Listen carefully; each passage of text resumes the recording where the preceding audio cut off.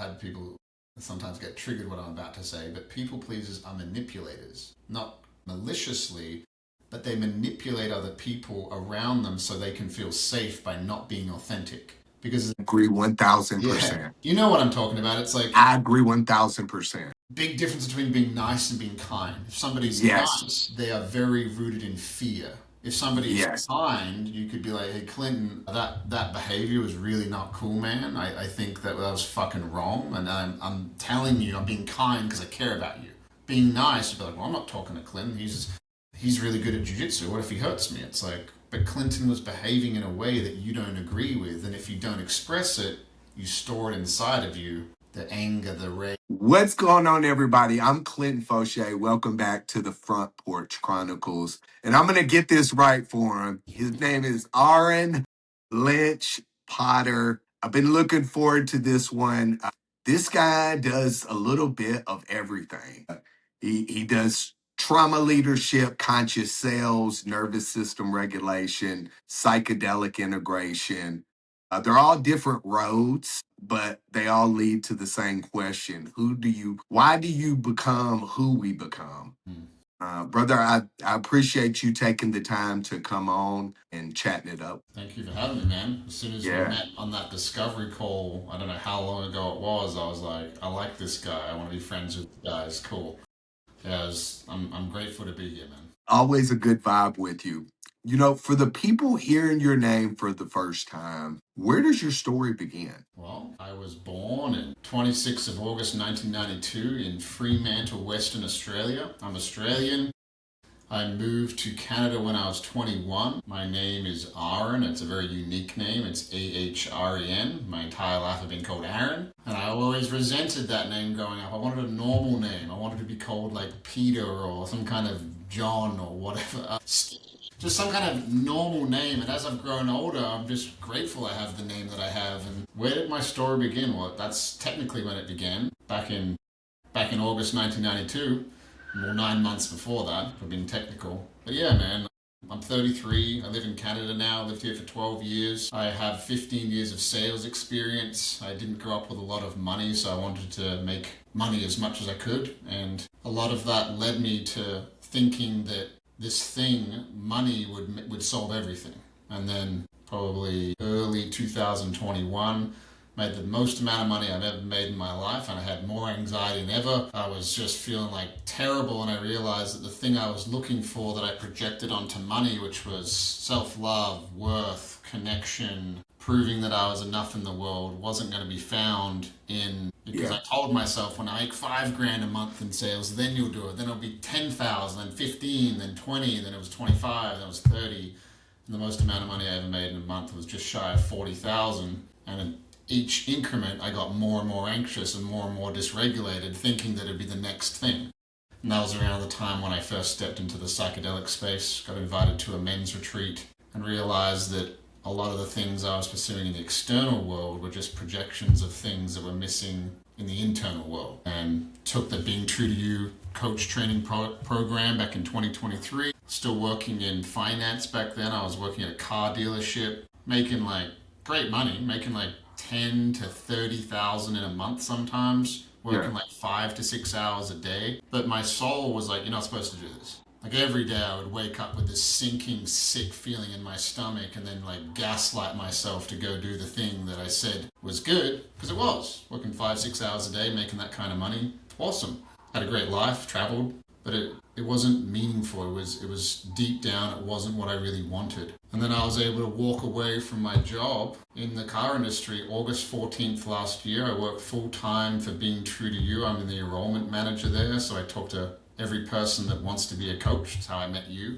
Yeah. I have my own business outside of that where I do transformational coaching, psychedelic integration, and I have something that I created called soul-centered selling, where I teach coaches how to sell in a way that feels like the start of a friendship versus like a one-off transactional thing, which is where a lot of coaches have a really hard time. They've got a big heart, they want to help people, but they have this block when it comes to exchanging money for their services, and a lot of their shit comes up, a lot of stuff about being seen, a lot of shrinking, a lot of decreasing their value because they're afraid of asking somebody for 5,000 or 8,000 or 2,000 or sometimes even $200. So that's kind of how my life has led me to where I am right now, and it's all absolutely perfect because it's all linking the previous thing to the next thing to the next thing, and here All I am. lining up. Yeah, yeah, Yeah, it's crazy to me because I do real estate is my primary job, right? And everybody, when I say that, they immediately go into you're in sales. And it's crazy because I don't do sales, no, you right? connect with I, people. I do relationships, Yeah, right? And for me, I just do good and put good out into the universe and I take care of people. And I used to be afraid to ask for business or be afraid to do all of these things. But what I've learned is when you become like it's a relationship, you don't even really have to ask those things. Like no, it's just a given type thing. So a lot of people get those things mixed up, and it's like if you would just treat them like relationships, it's not like you're taking something from them and not giving something, you're giving something in return. yeah, you're a Yeah. bridge. I mean, think about buying a house. You're literally a bridge. You're the bridge to them having memories with their family, having a home. Like you're a bridge. And especially if you're selling something that is going to change somebody's life. Yeah. If you're Exactly. selling something that's going to change somebody's life, and if it's your business or your product or your service, and there's this real block you're bumping into, it's always to do with something within your nervous system. It's not Yeah. necessarily the skills. That's Yeah. where my entire life of 15 years of sales experience and making all this money and thinking that was the answer, and then doing all the psychedelic work and learning to become a coach, I realized I'm like, damn, that's what it actually is. It's these echoes from these previous stories that when they go to try to build something or like live the life that they say they want, they get stuck and then they end up working a job that they don't like versus going after the thing that they really want because they're afraid Yeah. because of pains and bullshit stories that they tell themselves. Yeah. You know what's interesting? If you would have asked me 5 years ago why I reacted the way I did, I would have blamed everything outside of me, my childhood, relationships, circumstances. And while those things do matter, I eventually realized they couldn't keep being my excuse. I had to start asking myself a different question. Why do I keep responding that way? Was there ever a point for you that like it became the question instead of why is this happening to me? Like what's really going on? And how did you answer it? I think life, I mean, Peter Crone has this amazing quote. It says, life will present you with people and circumstances to show you where you're not free. It's like life's like a spiritual video game. It's like codependency, level 5. Fifth relationship in a row, repeat the level. Debt, level 7. You keep banging into the same shit. It's like the guy that has all the ex-girlfriends and he's like, they're all fucking crazy. And it's like, bro, the only thing they have in common is you. Like, life will show you. You can either keep sticking your head in the sand or you can realize that it's just there. And eventually, I learned it at a young age. I got kicked out of like 4 houses because I was just like, I'd leave my laundry in the laundry for like a day. I'm living with roommates. I leave my dishes out. Just like, and these people were all good people and they all said the same thing. They all said like, man, we like you, but we can't live with you. And some of them were my friends. And then that was when I was like 21. Yeah. And I moved to Canada around that time. And then it happened again. And I was like, okay, I'm on the other side of the fucking world. All right. It's got to be me. Like, there's no way all these people are assholes. Like, there's absolutely no way. So that's one thing that comes to mind. Another thing was what I previously said about when then syndrome. That's what I call it. When I Yeah. get here, then I'll make myself happy. When I make $1 million, then I'll love myself. When I have a child, when I get married, when I get abs, when. When I heal, then I'll start the business. Chasing the carrot. Yeah, just like then. And Yeah. that will that's another thing you'll bump into. It's like you keep saying when then all the time. Yeah. You said that 5 years ago. You said that milestone ago. You've already said this, and you're still not allowing yourself to feel joy or don't feel like you deserve it. So yeah, I think it really stems down to, do you think that life happens to you, and do you think that life happens for you? And with complete logic, I can prove very simply, because I've been in sales for 15, 16 years, why life happens for you. The reason here's the logic. Everything that you find meaningful and that you care about, you would not care about and find meaningful unless you knew the opposite. If I remove the opposite, you wouldn't find what you find meaningful and what you care about. So life happens for you. 100%.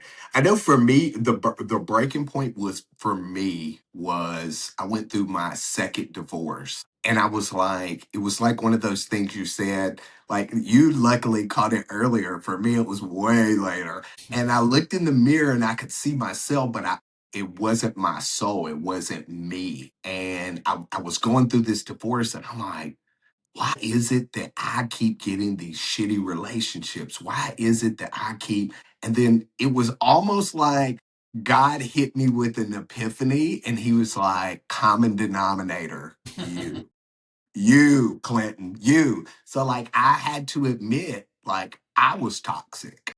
I was tainted. And when I did that, I've never been into drugs or alcohol or whatever, but I've heard a million times with AA, like you stand up and you say, hey, I'm such and such and I'm an alcoholic. For me, like I had to stand up and be like, I'm Clinton and I'm toxic. Like I had to come to that realization. And then that's when I started being curious about what made me toxic. What were the things that made me toxic? What were the childhood wounds that I allowed to make me have a different mindset or live in survival mode or feel like I had to shapeshift or people please? Or why was I complained about how my mother and father treated me, but subconsciously I was looking for women that treated me like my mother and father treated me because that was in a weird way. If they said they loved me, it was almost filling that void of my parents saying that they, Of course. Yeah, of course. It's we go towards what's familiar.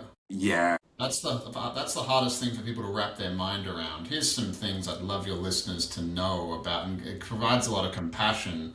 And I do want to speak on what you said about being toxic, and yeah, what one of my mentors taught me about that.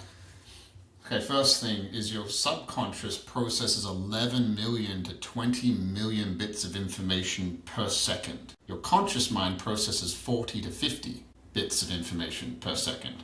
Your subconscious is directly tied to your autonomic nervous system, which is why you do what you do. It's why you feel what you feel. If your autonomic nervous system is used to a familiar home, let's call it, of chaos and pain and feeling fear and feeling like you need to perform for love from your parents, then when you become an adult, you will just constantly go towards what's familiar, but the logical side of you, which is 50 bits of information per second compared to 11 to 20 million, will start, call it logical gaslighting. It'll just gaslight the fuck out of you. The fuck yeah, is wrong with you, Clinton? Why do you keep doing this? You're a fucking loser. Like blah blah blah blah blah blah blah blah blah.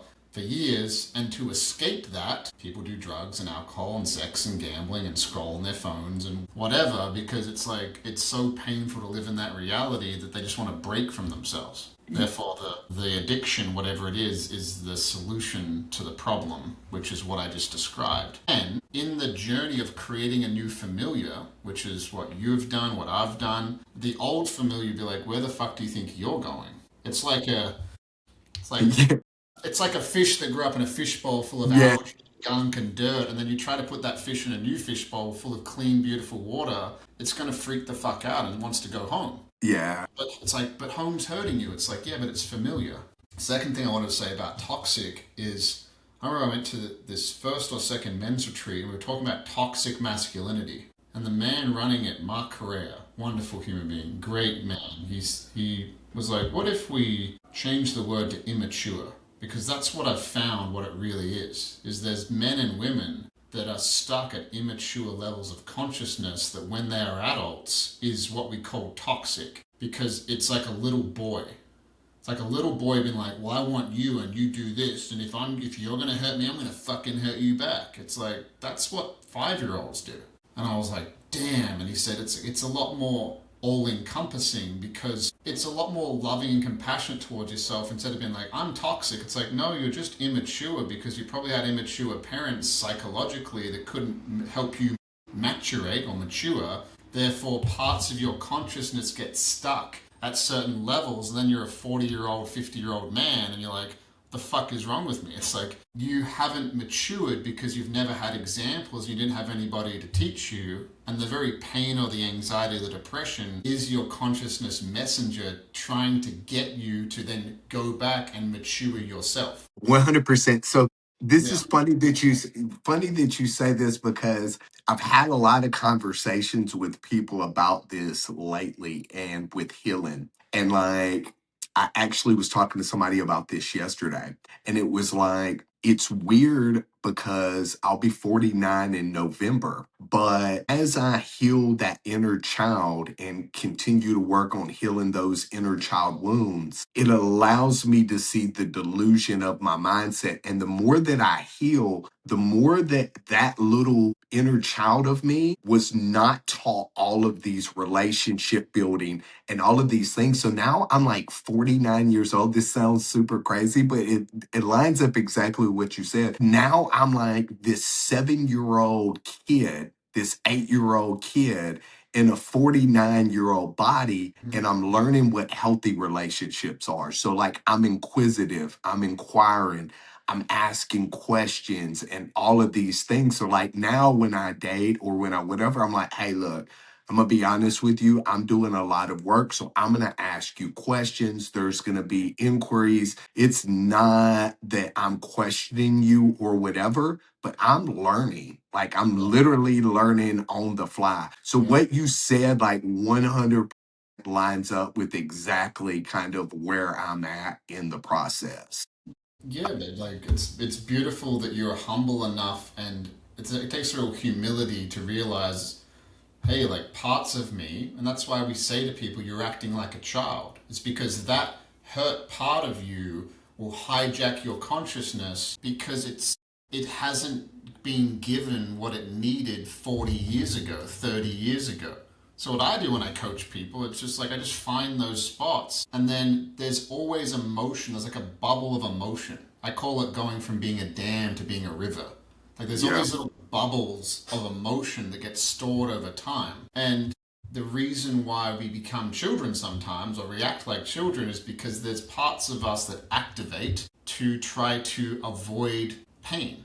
There's something that you're doing that that little girl or little boy is like, that's gonna hurt Clinton, that's gonna fuck us over, fuck that, I already saw what happened with my mom and my dad, or the first wife, or the second wife, or that girlfriend. Don't text them back. Just ignore them. If they ask a question, don't text them back. In fact, you should just break up with them. Let's just like, yeah, let's just break up with them. Or you should cheat. You should cheat right now. That's what it gets people to do, because just trying to avoid a previous pain, because that pain is informing the future fear, which is that's why I think it's funny when people are like, I'm logical. I'm like, nobody is. No, no, I agree 100%. It's not Nobody is. possible. It's not It's possible. it's not at all. Yeah.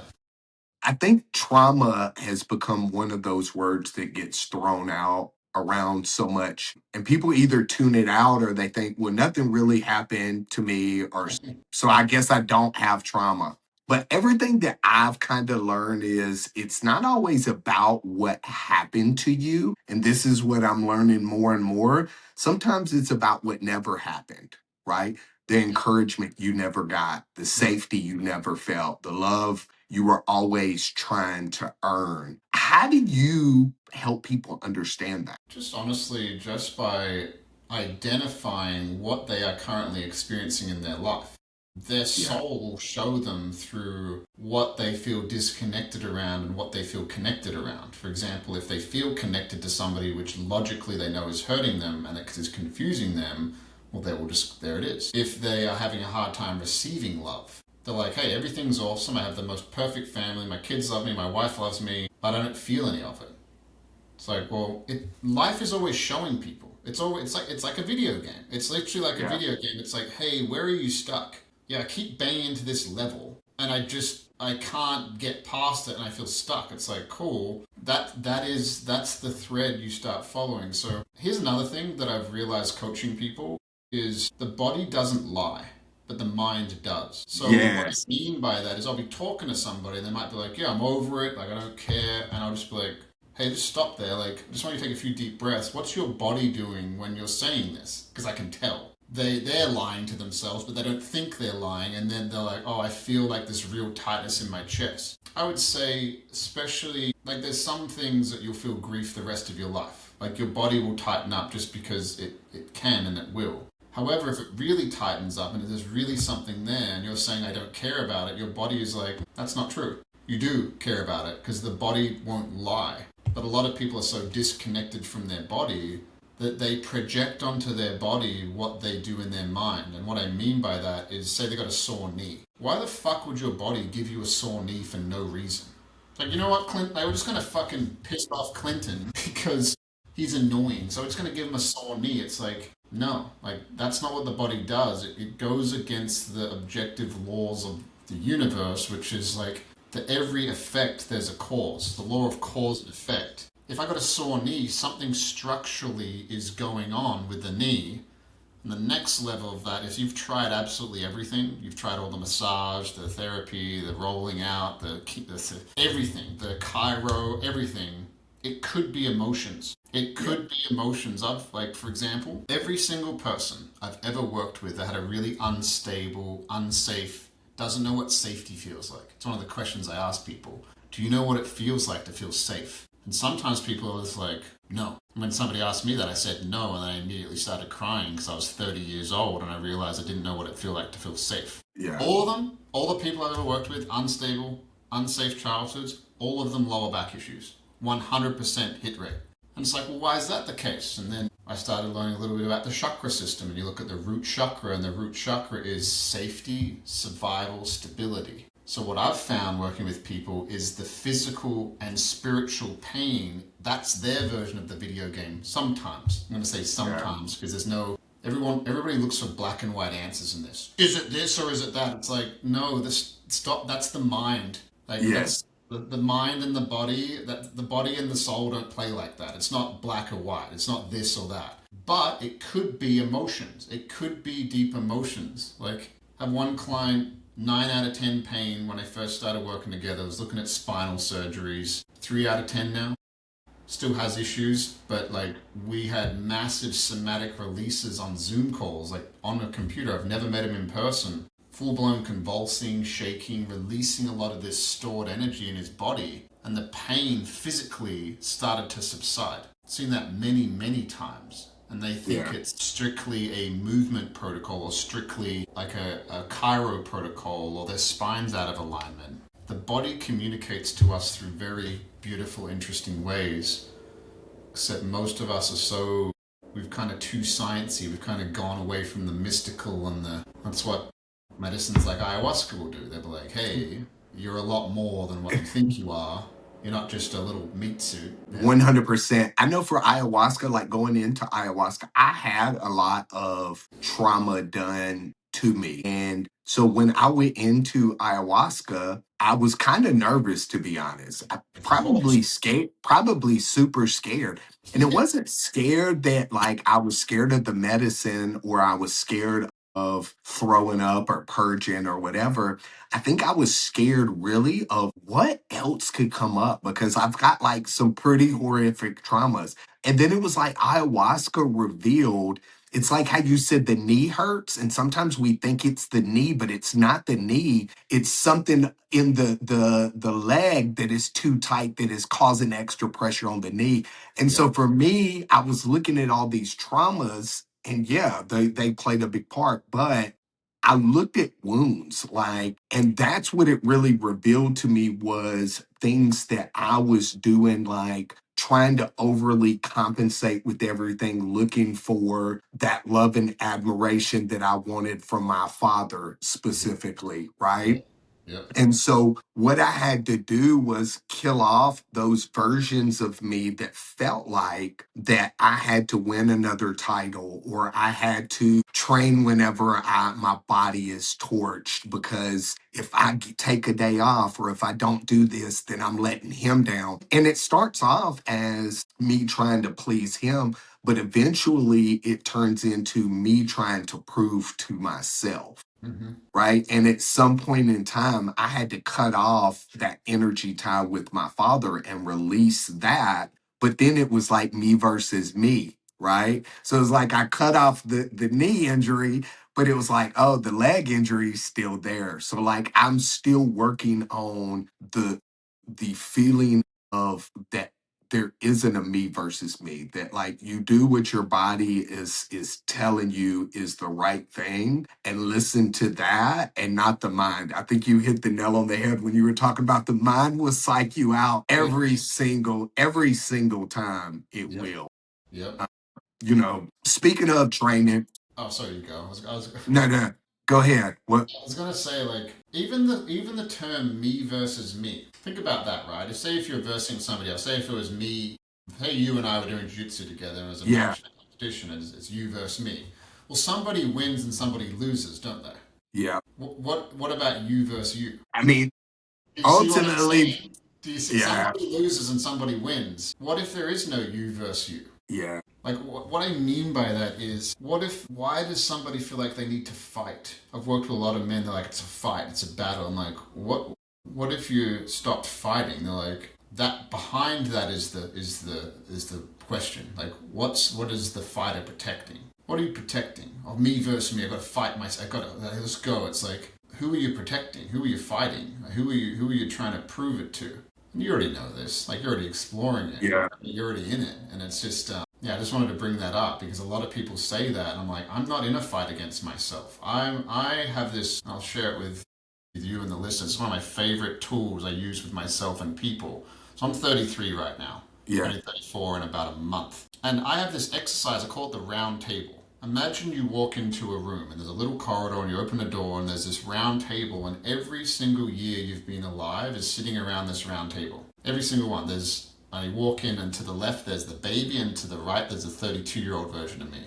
When I'm going through something, like really going through something, I go into that room and I'm like, we'll have a council, and if any of you are upset, if any of you are reminded by something that happened to you when you were that age, I will listen to you.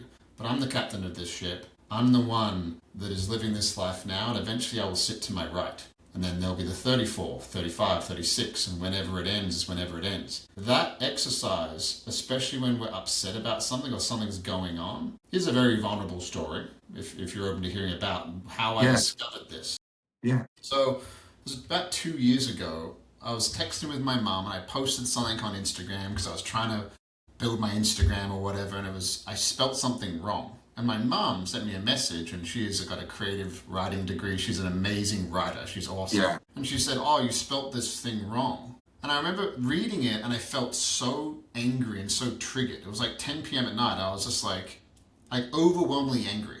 And I remember messaging her back, and I was like, hey, I'm really angry right now. Let me go sit with this. And my mum, when I was about 18, 19, went through I think she had stage 3 breast cancer. I can't remember if it was stage 3 or stage 4. It wasn't good. Yeah. And I remember sitting there, and I remember going into that round table, and I'm like, I'm ridiculously angry by her saying this thing. And I went in there and I said, which one of you's upset? And I'm visualizing, and I'm looking around this table, and I eventually got to the 15-year-old. The 15-year-old version of me, he went through his parents' divorce. So he was very hurt. Yeah. And I remember at that point, I was like, which one of you's upset? And he blurted out, I was like, I wish she died when she had cancer. She destroyed our family. And then immediately I imagined all the versions of me around the table, like, what the fuck are you, like, what are you talking about? And then I burst into tears. I started crying because he was crying. Yeah. Then I realized it's like, well, that's how I discovered that exercise, because I was like, hey, you can say whatever you want. And I know you didn't mean that. I know you just hurt. You just hurt. And I was crying and I was releasing this thing which got triggered by my mum sending me a message like, hey, you spelled the word wrong. And it triggered this massive thing in me of feeling like that she abandoned the family, she destroyed the family. And what was beautiful about that visualization, I spent about 30 to 45 minutes in there, is eventually all the versions of me just hugged that 15-year-old.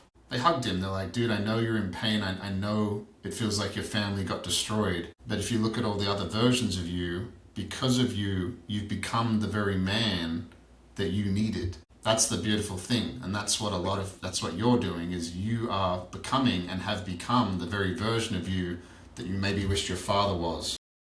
And Yeah. that's what our pain teaches us. That's the beauty of it. So I do something similar to like what you said, except that not the round table. I actually like that. Like next time I meditate, I want to try to bring that in. What I learned to do was love on when I say me versus me, because we of course are broken into parts, similar to what you're saying about those different versions of you. But for me, I look at almost like the different parts or personalities that I created and why I created them, Yeah. like the angry version of me that thinks he's the protector, and he was taught at such a young age that violence and aggression was a way to get your point across, and you're supposed to protect by fighting. And the nurturing part of me that's like everything's gonna be okay. And like what I do now is like when I feel a certain way and I feel like it's emotional, what I do is I sit with myself and I talk to that part of me, or that version of me, and say, "Hey, I love you and I appreciate you trying to protect me.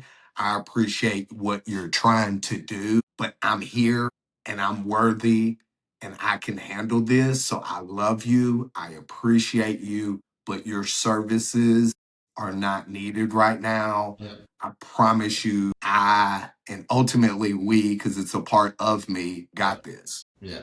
And like each time that version of me smiles, it's kind of like the football team or the basketball team or whatever. It's like, okay, bro, yeah, you're right. We got this. Yeah. Yeah. And I kind of go from there. But I actually want to dive into like now playing within my mind, the sitting at the table with each version or variation Mm. of myself, like you said. Yeah. Um, I know you talked about jujitsu and you train. One thing I love about jujitsu is doesn't care who you think you are. No. It does not. The mats tell you exactly where you're at. It's like healing, right? And I say jujitsu saved my life in a lot of ways because it literally did. If your ego shows up, you'll quickly find out. If you're in a panic, you'll quickly find out. If you're calm under pressure, there's always you're going to get tried. How much do you think that all of that with jujitsu is tied with the nervous system? Oh, that's a great question. I think one of the Gracies said jujitsu is life. I think it was, who's the guy that had the breathwork book? He's like famous for doing breathwork. He's one of the Gracies. He has a book about it. I've forgotten who it is. The guy that goes into the cold, Wim Hof, No, he's a Gracie. He's a Gracie from, is it? yeah, I've forgotten his name. Anyway, he said jujitsu is life. And how has it got anything to do with the nervous system? I've found, because I've trained with people that have told me that they were sexually abused, and I know that there's some women that have learnt to heal themselves through doing jujitsu.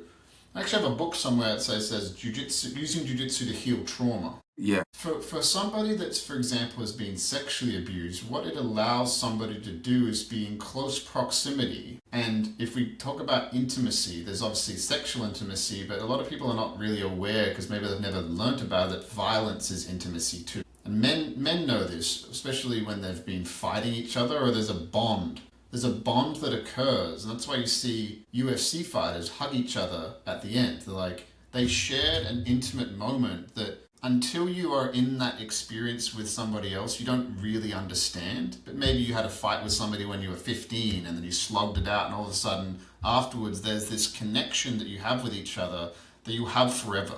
Because it's like, yeah, you stepped in there with me and I respect you for doing that. Even if I hate you or don't like you, there's a connection, there's a bond. yeah, So number one, there's a violent aspect of it, but it's a controlled, safe container to express the violence. But then there's the other aspect of it, is somebody who's physically close to you and also holding you down, which could trigger these deep wounds. If you're at the right gym with the right coaches, like that's how it can heal people. Because again, going back to the nervous system, being familiar with certain things before maybe training jiu-jitsu for a year, you maybe couldn't have hugged people or you couldn't be near people, but eventually you get through that and your nervous system is like, I am safe, these people aren't trying to do what happened before, and that's how it can actually heal the nervous system.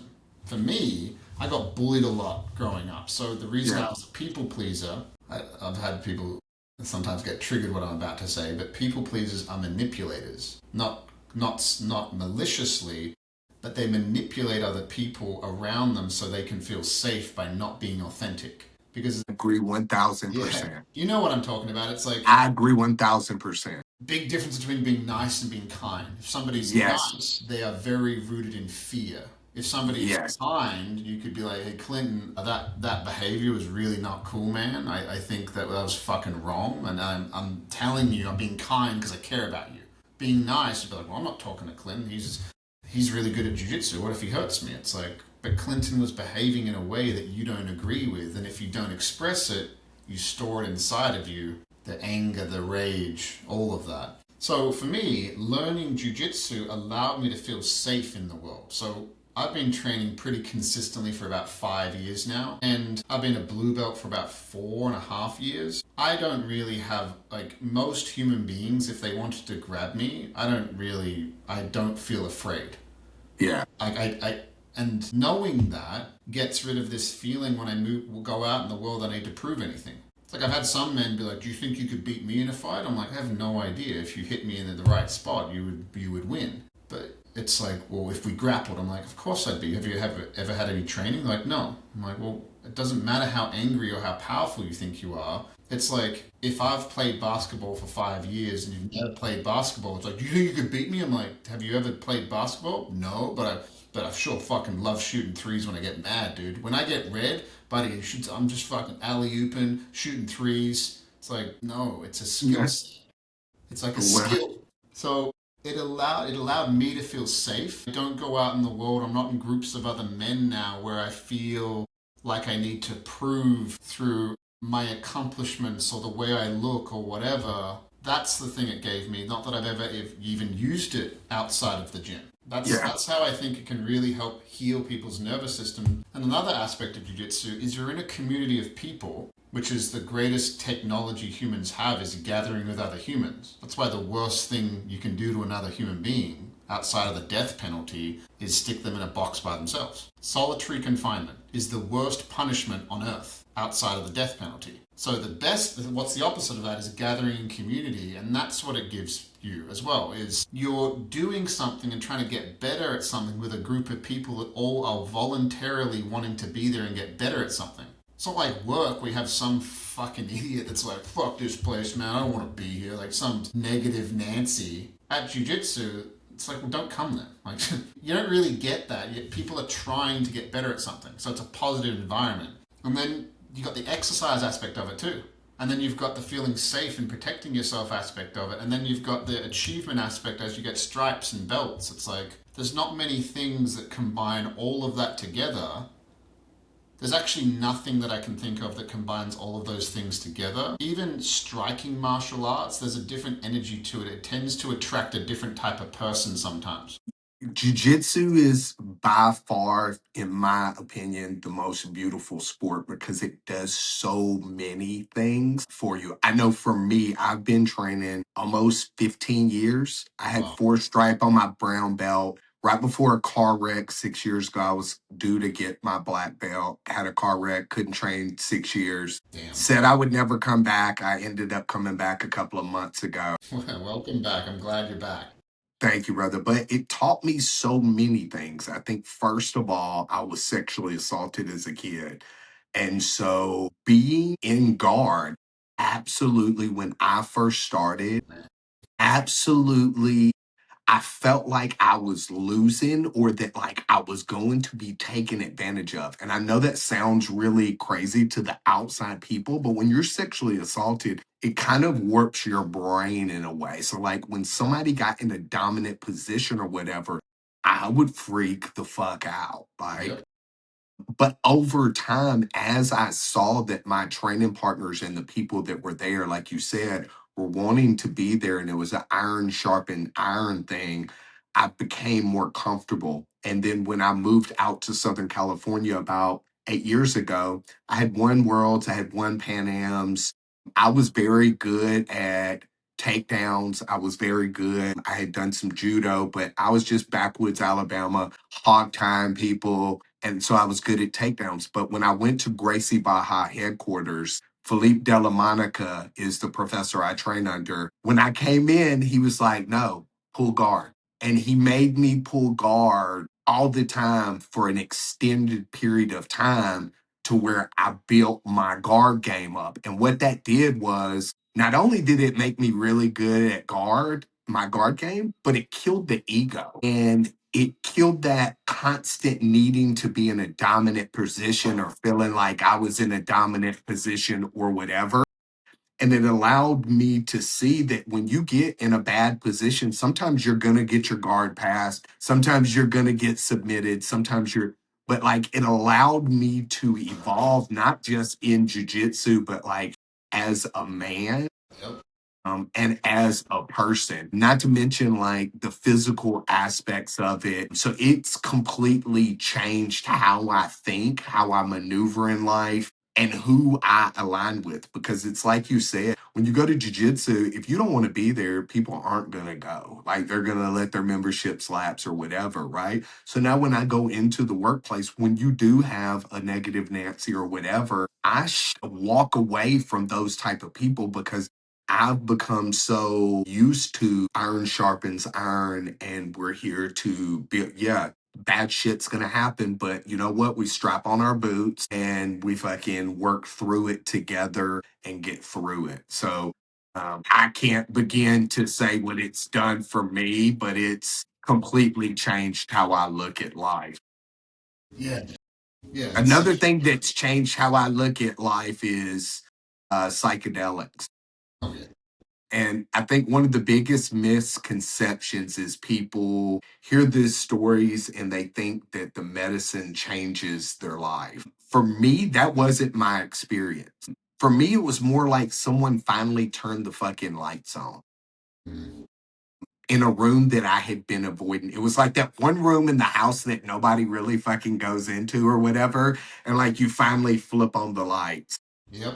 Love When it. the ceremony ended and everything was over, I still had to decide what I was going to do with what I saw. What have you noticed that separates people who actually change from people who are looking to collect experiences? It's just one word. It's integration. It's integration. It is an integration. A lot of people use it particularly around psychedelics.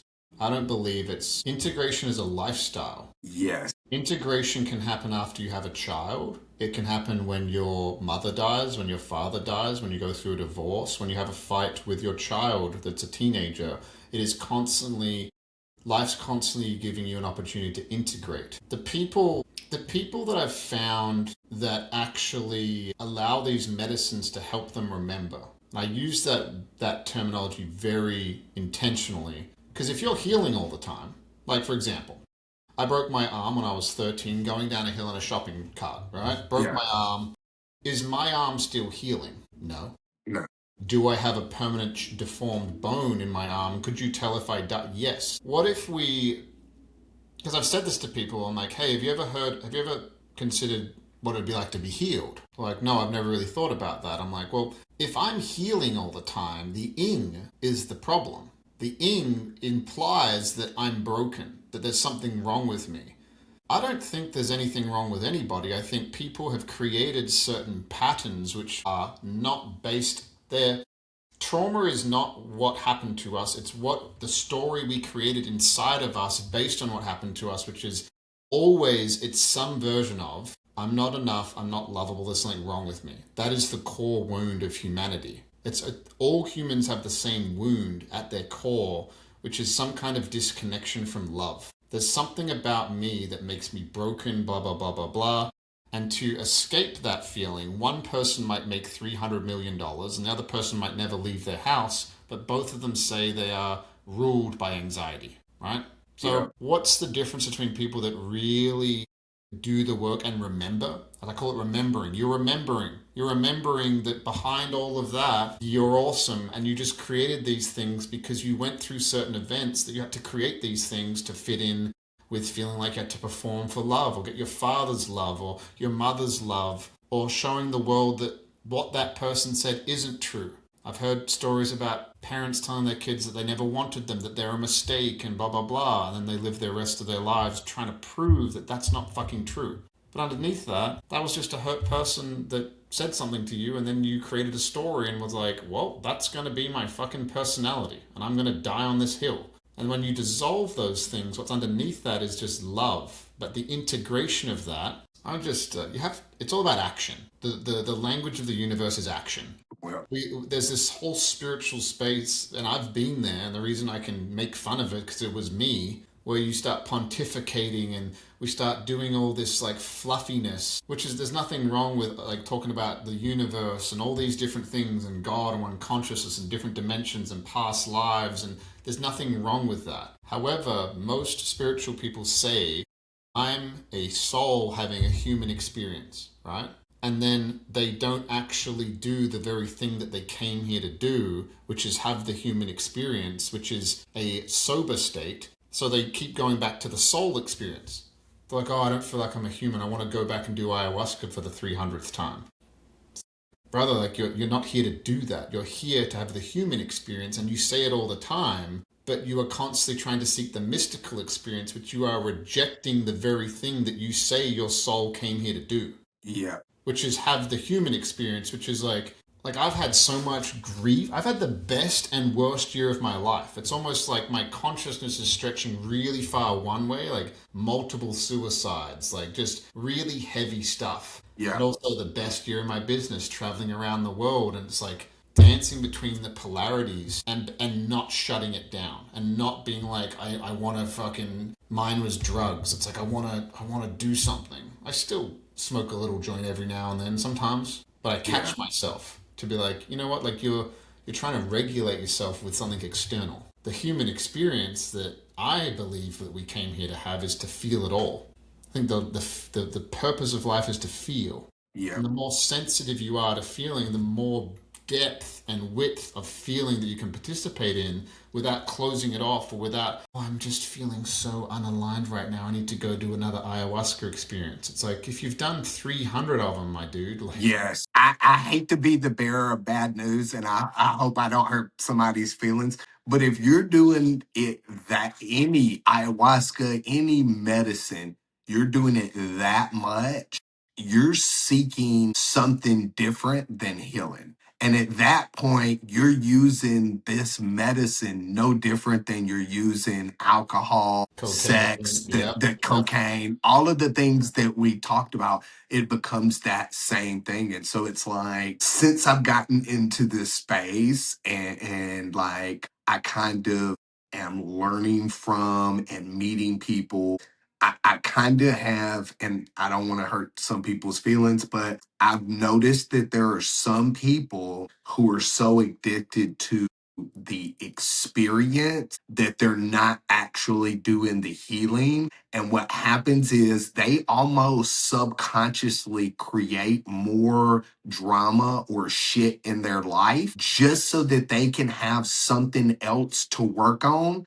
to go do fucking ayahuasca for yeah, the 100th time. yep, If you're 100 journeys deep, bro, and you probably need to look at something else. Like there's something underlying that it is. So that's one of the things that I've noticed. You gave a great take on it, but that's one of the things that I've noticed as well is there are a lot of people who are healing and choosing to do the work through actions, and you can see that clearly. And then there are some people you can tell are when they start naming off a laundry list of I've done ayahuasca 10 times, I've done bufo. Some of the stuff I can't even, I'm not down because I can't even name some of the stuff. And they be like, hey, have you tried this? And I'm like, no. Like I went and did ayahuasca one time. yep, Prior to that, I had microdosed LSD and shrooms, microdosed. yep, That's it. No yep.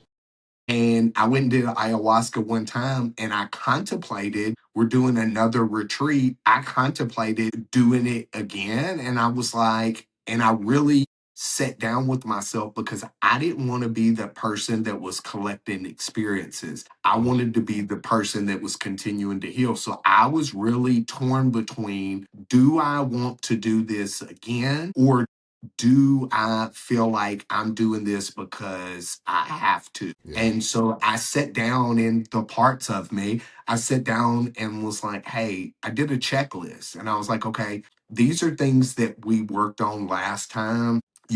Here's some other things that I feel like we still need to work on.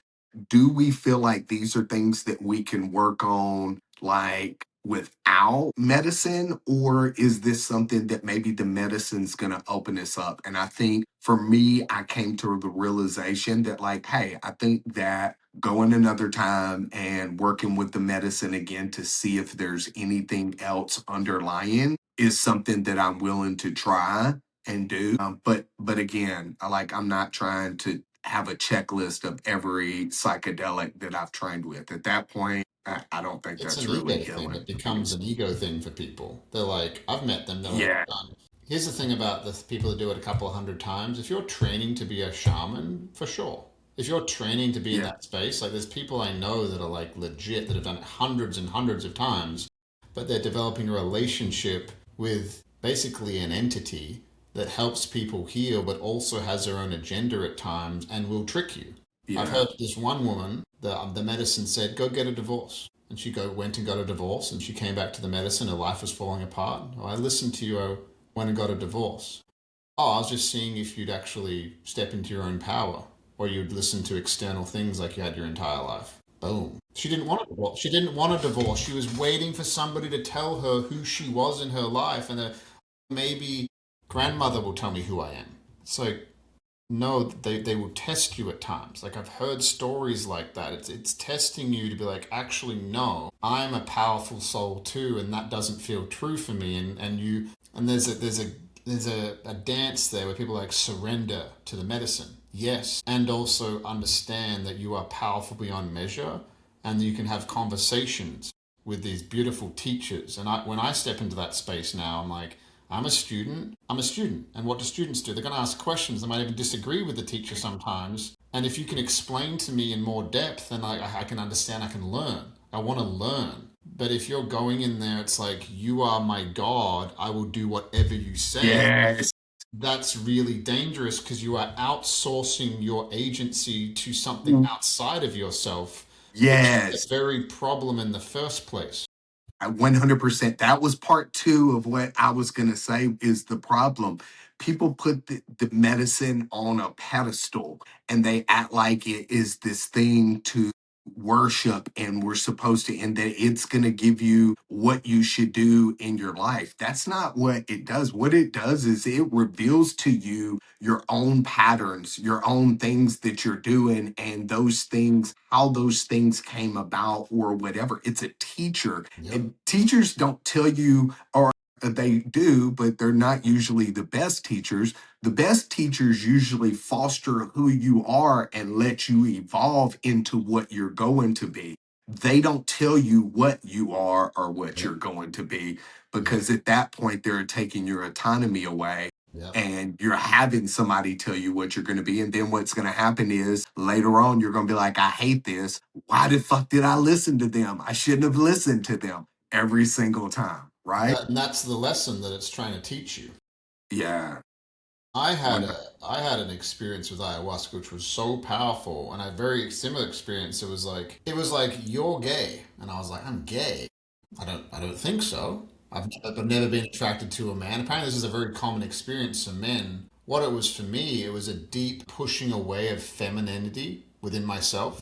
It was also weaponized all the whole homophobia. I grew up in Albany in Western Australia where I grew up. If you didn't play Yeah. football, you were gay. If you played music, you're a faggot. If you're this, you're gay. Like if you're not this man or boy that only expresses anger, that's the only emotion you're okay to express, I'm going to call you gay. So what ayahuasca did, it weaponized this thing against me and tried to convince me that I was actually gay. And I believed it for about 2 hours. And I went through this entire process of like, okay, I believed it. And then at the end, Yeah. at the about last an hour, it was like, I'm just kidding, you're not gay. Why did you let me do that? Why do you keep looking? And it was all about my father and not feeling like I had a father from 15 onwards. So I didn't feel like I had a man to teach me how to be a man. So I didn't feel confident in myself, and I was looking for other men to tell me who I was. And that was the lesson that she taught me during that experience. And it's like, why did you let me convince you of something that you know is never true? You've never looked at another man sexually in your entire life. But why did you let me do that? And that fucked me up for about 6 months. Like, fucked me up. Pulled the rug out from under you. I was like, why did I let something convince me that something was never true? Yeah. And I just believed it blindly because I was so looking for something to tell me who I was. I was looking everywhere. Maybe if it's in the money I make, maybe if I buy an Audi, maybe if I become a coach, maybe if I do this or do that, then that's who I am. That guy says I'm good at this. And all the meantime, I was just like, and even sometimes I say this, it gets me emotional. It's basically at the core of it, it's like, where's my dad? And a lot of men 100%. have that. They're like, where is he? Where is he? Yeah. I'm looking for him, I can't find him. And maybe your father also asked the same question, and that's what doing this work is. It's like he's right here. The thing you're looking for is not out there, he's in here. Yeah. He's right here. I think you hit the nail on the head. I think that's what a lot of people are doing is looking for answers. And I think one of the things I've learned with being true to you, the coaching, is we all know the answers They're inside of you, dude. ourselves. Yeah, yeah. We just as coaches, it's our job to inquire to them, see the things that they already know and feel like at peace with that. Because if all the You know, problems inside of you, all the suffering is inside of you, then wouldn't all the solutions also be inside of you? Because where else would they be? 100%. Yeah. So, but that's the thing is people go do these medicines and they think it's an instant answer, and it's like no, it's revealing to you what you should already or what you already know, but you just have to put two and two together Yeah, they and help you and remember. make it equal four. Don't make two and two five. I'm just saying. Exactly. I'm just saying. They're like, hey, You know, here's all your bullshit. What are you gonna do about it? yeah. I think you talked about something earlier as with a lot of men. A lot of men feel like money or success or those things are going to bring them peace or it's going to bring them some sort of purpose, and they pretend to have it all figured out. Yep.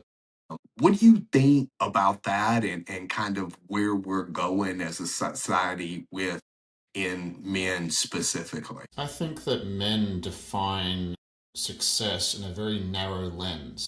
I used to have a podcast called The Mental Dietitian, Yeah. and I did 136 episodes of that podcast, and I just didn't feel aligned anymore. And the premise of it was to give people a healthy mental diet. But the reason I created it is I believe success has multiple arenas. There's obviously financial success, which most men define that as being success. Then there is physical health. Do you take care of your physical health? As I've gotten older, I just think there's health. I don't think there's physical or mental or emotional. It's just health. But if we break it up, there's physical. Are you physically successful?